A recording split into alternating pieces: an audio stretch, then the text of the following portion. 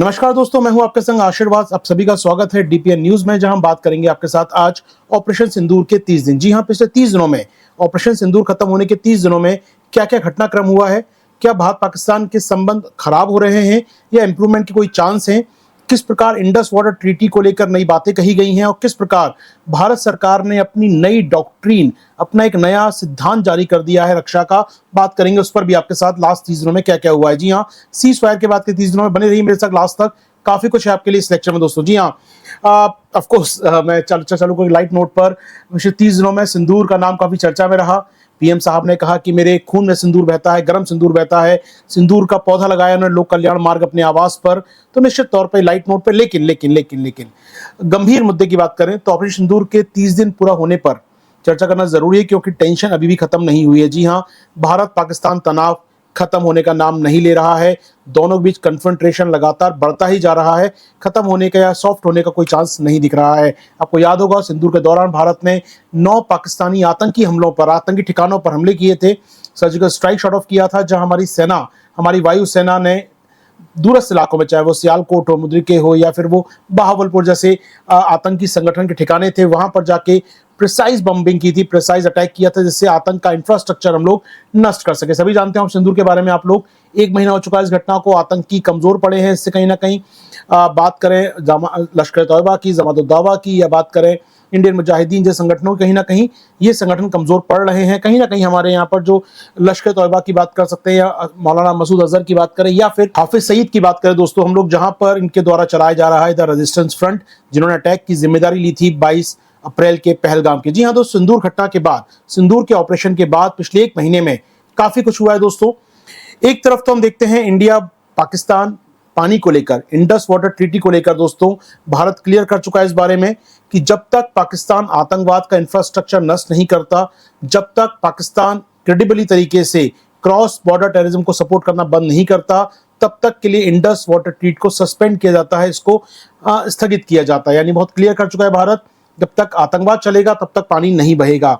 12 मई को पीएम साहब राष्ट्र को संदेश देते हैं, और इस संदेश में उन्होंने 2-3 बातें कही जो जानना आपके लिए बहुत जरूरी है। इन्होंने कहा कि भारत किसी प्रकार के आतंकी हमलों, आतंकी ठिकानों पर हमला करने में हेजिटेट नहीं करेगा। जी हाँ, भारत किसी भी प्रकार के आतंकी ठिकानों पर हमला करने में हेजिटेट नहीं करेगा। साथ ही साथ उन्होंने कहा कि ऑपरेशन सिंदूर अब न्यू नॉर्मल है, यानी कि अब ये बार बार सुनने को आपको मिलता रहेगा। बार बार हम लोग टेरर अटैक का सामना सिंदूर से ही करेंगे, और ये act of war against new Delhi. जी हाँ, माना जाएगा यदि कोई भी आतंकी हमला हुआ भारत पर, ये माना जाएगा कि भारत के खिलाफ एक लड़ाई चालू हो चुकी है, भारत के खिलाफ जंग छेड़ दी है, तो सिंदूर फिर आएगा। जी हाँ दोस्तों, नया नॉर्मल है, नया सामान्य है अपने आप में। मोदी साहब ने क्लियर किया कि ऑपरेशन सिंदूर अभी खत्म नहीं हुआ है, नॉट ओवर येट। लगातार जब पाकिस्तान हमला, आतंकी हमला करेगा या हमले की हिमाकत करेगा, ऑपरेशन सिंदूर जारी रहेगा। जी हाँ दोस्तों, इसके अलावा पीएम साहब ने एक आर्टिकल लिखा देश के मुख्य अखबारों में। आर्टिकल आप देख रहे हैं स्क्रीन पर, path of peace, path of strength. इन्होंने इसके अंदर, इस आर्टिकल के अंदर भारत की नई एंटी टेरर डॉक्ट्रीन, आतंक के खिलाफ जो हमारी रणनीति है, हमारा सिद्धांत है, उसको उन्होंने दिखाया राष्ट्रीय सुरक्षा के लिहाज से। ये डिफाइन किया हमने अपने आतंकी ढांचे को, अपने आतंकी विरोधी ढांचे को हमने अपना रीडिफाइन किया दोस्तों, और कहा है पीस थ्रू स्ट्रेंथ। जी हाँ, ताकत के बल पे शांति स्थापित करेंगे हम लोग। अब आतंकी नहीं मानते हैं, तो जो शांति का है वही ताकत का रास्ता है। ताकत के बल पर हम लोग शांति स्थापित करेंगे, पीस थ्रू स्ट्रेंथ। सुनने में वैसे लगता है दोस्तों जैसे जो बुश राष्ट्रपति थे अमेरिका के, जब अलकायदा ने अटैक किया था, उन्होंने कहा था बॉम्बिंग फॉर पीस। जी हाँ, अफगानिस्तान पे बॉम्ब गिराना जरूरी है क्योंकि वो शांति स्थापित करना है वहां पर। तो वैसे ही पीएम साहब यहाँ कह रहे हैं पीस थ्रू स्ट्रेंथ, यानी कहीं ना कहीं आतंक के खिलाफ लड़ाई चलती रहेगी। इसके अलावा दोस्तों, अगर समझा जाए, मोदी साहब की इस डॉक्ट्रिन में 3 बातें बहुत इंपॉर्टेंट थी। पहली बात कि भारत पे अगर हम देखें, जो अटैक करेगा भारत, जो रूट कॉज है आतंकवाद की, उस पर अटैक करेंगे, यानी टेररिस्ट कैंप अटैक करते रहेंगे हम लोग। दूसरी बात भारत ने कही कि अब परमाणु ब्लैकमेल नहीं स्वीकार किया जाएगा। जी हाँ, पाकिस्तान धमकी देता है बार बार कि हमारे पास परमाणु बम है, दाग देंगे। हमने कहा no tolerance for nuclear blackmail, हम नहीं सुनेंगे आपके परमाणु हथियार की कोई भी धमकी। तीसरी बात पीएम साहब ने क्लियर कहा कि आतंकवादी और आतंकवादी को स्पॉन्सर करने वाले, आतंकवादी को प्रायोजित करने वाले देश में कोई अंतर नहीं माना गया। जैसे हम आतंकवाद से ट्रीट करेंगे, वैसे ही हम उस देश के साथ ट्रीट करेंगे जैसा जो आतंकवाद को स्पॉन्सर कर रहा है। नहीं, हम लश्कर तैयबा के आतंकवादी को मारेंगे वैसे ही पाकिस्तान को मारेंगे यदि पाकिस्तान आतंकवाद को सपोर्ट या स्पॉन्सर करता हुआ पाया जाता है तो। यानी बहुत क्लियर हमारी डॉक्ट्रिन है दोस्तों, डॉक्ट्रिन एग्जाम में काम आ सकती है। इसके बाद दोस्तों बात करें हम लोग यहाँ पर सिंधु जल समझौते को लेकर अभी भी कहीं ना कहीं विवाद बना हुआ है। लोग मानते हैं या पाकिस्तानी लोग मानते हैं कहीं ना कहीं कि इससे कहीं ना कहीं सिचुएशन और खराब हो सकती है, पानी को मोहताज हो रहा है पाकिस्तान। लगातार हम देखें टॉपिक को, देखो अगर मैं डील करूंगा दोस्तों आपके लिए यहाँ पर, तो पाकिस्तान की 80% कृषि की बात करें, 25% जीडीपी की बात करें, 33% इलेक्ट्रिसिटी की बात करें, ये सब टिकी है वाटर के ऊपर और खासकर इंडस वाटर के ऊपर। जी हाँ, तो पाकिस्तान में झेलम हो या चिनाब हो या फिर इंडस रिवर की बात करें, इनपॉइंट रिवर है दोस्तों, वहां पर कैपिटा पानी काफी कम होता है, प्रति व्यक्ति पानी कम होता है। ऐसे में पानी की अगर मात्रा रोक दी जाती है तो मुश्किलें बढ़ सकती हैं पाकिस्तान के लिए। तो ऐसे में स्थितियां और खतरनाक हो सकती हैं, ये मानना है कुछ जानकारों का, खासकर पाकिस्तानी जानकारों का।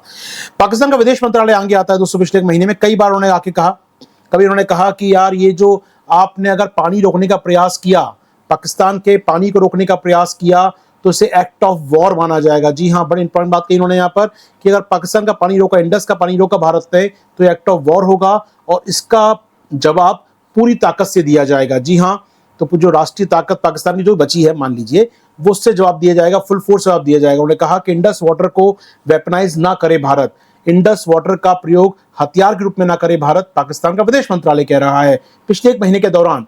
इसी दौरान दोस्तों पाकिस्तान के सेना अध्यक्ष जनरल मुनीर की बात करें, वो क्लियर कर चुके हैं water is our red line. जी हाँ, उन्होंने क्लियर कहा कि ये एक हमारी लाल रेखा है, इसको पार ना करे Bharat. Water is our red line, अगर भारत ने पानी रोका तो कहीं ना कहीं मुश्किल होगा, डाइवर्ट करेगा पानी को भारत, तो ये भारत की मुश्किलों को बढ़ा सकता है। धमकी दे रहे हैं मुनीर साहब। पाकिस्तान के पीएम भी पीछे नहीं है, इन्होंने ये बात कर, उन्होंने कहा कि पानी और खून एक साथ नहीं बह सकता। आपने नीलम झेलम पे जो हमला किया, ये आरोप है पाकिस्तान का कि सिंदूर के दौरान भारत ने उनके नीलम झेलम परियोजना जो पावर प्रोजेक्ट है उन पे हमला किया है, और वो अगर नष्ट हो गए, वो सीवियरली डैमेज हो गए, तो वो भी हमला करेगा भारत के मेजर डैम्स के ऊपर। जी हाँ, बड़े बड़े बंदर जो हमारे बांध हैं उन पे हमला करेगा, चाहे बगलीहार डैम ही क्यों ना हो, जो पानी को रोक लेता है पाकिस्तान के लिए, ऐसा आरोप है इनका, उस पर भी हमला करने से नहीं चुके। तो कुल मिला के पाकिस्तान के विदेश मंत्रालय, पाकिस्तान के पीएम, पाकिस्तान के सेना अध्यक्ष और पाकिस्तान के एक जनरल, और सुनिए इनको सुनिए, यहाँ पर डीजी है ये इंटर सर्विस पब्लिक रिलेशन के लेफ्टिनेंट जनरल अहमद शरीफ साहब। अहमद शरीफ साहब की बात करें, इन्होंने कहा कि भारत बॉलीवुड फैंटेसी से बाहर निकले, जहां पर आपके हीरो पाकिस्तान में घुसकर हमला करते हैं और हम कुछ नहीं कर पाते हैं, तो बाहर निकलो इस फैंटेसी से। अगर आपने हमला किया आप पर, तो जनरेशनल कॉन्सिक्वेंसेस होंगे, यानी कि आपकी पीढ़ियां याद रखेंगी यदि भारत पर हमला किया। ये पाकिस्तानी, ये जो हुक्मरान हैं पाकिस्तानी, ये जो चीफ हैं, बोलना है इनको, करना कुछ नहीं है, सिर्फ बोलने वाले लोग हैं ये लोग, अपने देश की जनता को खुश करने में लगे रहते हैं ये लोग। तो जनरेशनल कॉन्सिक्वेंसेस होंगे। इनका कहना है पानी को रोका गया तो, इनका कहना है कि पानी को रोकने की हिम्मत ना करे भारत, ये बार बार कह रहे हैं दोस्तों। इनका कहना है कि यार अगर पाकिस्तान ने एक्शन लिया कभी, अब कब लेगा पाकिस्तान, तो इतना डिवास्टेटिंग होगा, इतना खतरनाक होगा कि भारत को सालों दशकों लग जाएंगे उसके इंपैक्ट से तैयार लड़ने के लिए। यानी कहीं ना कहीं ये खुलेआम धमकी दे रहे हैं पिछले एक महीने में, यानी कहीं ना कहीं पाकिस्तान धमकी दे चुका है, भारत डॉक्ट्रिन तैयार कर चुका है, लेकिन पाकिस्तान धमकी देके समझ गया।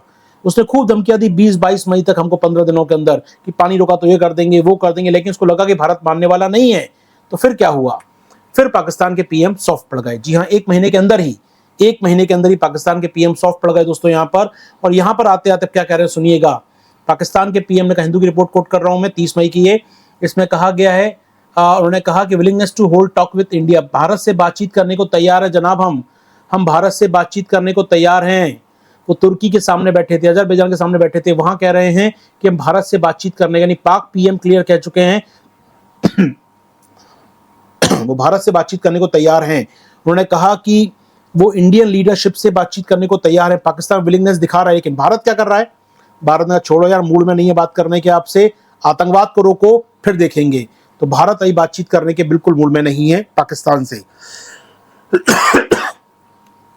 इसके अलावा दोस्तों याद रखिएगा, ख्वाजा आसिफ जो पाकिस्तान के रक्षा मंत्री बार बार कहते रहे हैं 1972 का शिमला एग्रीमेंट रद्द हो गया है, इस पर एक स्पेशल वीडियो बनाया है दोस्तों मैंने, आप उसको भी देख सकते हैं किस प्रकार पाकिस्तान का विदेश मंत्रालय इनकी बात को काट रहा है। उनका कहना नहीं है, ऐसा नहीं है, अभी भी शिमला एग्रीमेंट चल रहा है, खत्म नहीं किया गया है पाकिस्तान की ओर से उसको।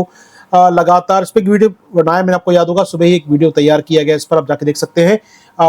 शिमला एग्रीमेंट को लेकर पाकिस्तान का रुख क्या रहा है। जी हाँ दोस्तों, शिमला एग्रीमेंट 2 जुलाई को साइन हुआ था 1972। जुल्फिकार अली भुट्टो पाकिस्तान की ओर से, भारत की ओर से तत्कालीन प्रधानमंत्री इंदिरा गांधी, जिसमें कहा गया था सारे मुद्दे द्विपक्षीय डील करेंगे, सारे मुद्दों में कोई तीसरा पक्ष नहीं आएगा। तो जी हाँ, पिछले 30 दिनों में तीसरा पक्ष आने का प्रयास कर रहा था। इसको लेकर भी क्लैरिफिकेशन दे दिया भारत ने कि तीसरा पक्ष स्वीकार नहीं होगा हमको। जी हाँ, तीसरे पक्ष को स्वीकार नहीं किया जाएगा, ये भारत क्लियर कर चुका है दोस्तों।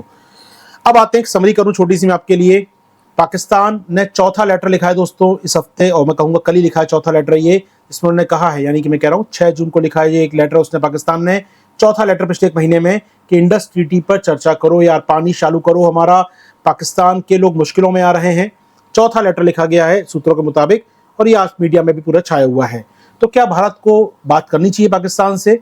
यहाँ पर कुछ लोग मानते हैं कि यार कई बार दुश्मन देश भी आपस में बात करते हैं, अगर म्यूचुअल इंटरेस्ट का सब्जेक्ट होता है तो दोनों देश बैठ के बात कर सकते हैं। एग्जाम्पल इंडो चाइना, यहाँ पर 2020 में 40 जवान लगभग शहीद हुए थे गालवान घाटी में।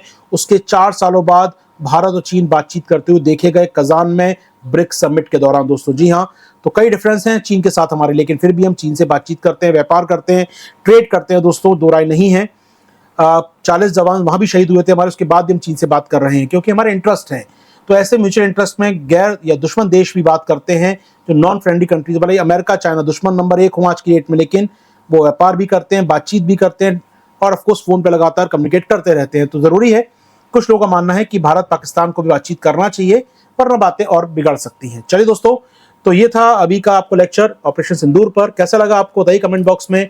इसी प्रकार के वीडियोस के लिए हमारे चैनल को लाइक करिए, सब्सक्राइब करिए, शेयर कीजिए, और ऑफकोर्स कमेंट को बताया करें कैसा लगता है वीडियो। Thank you all.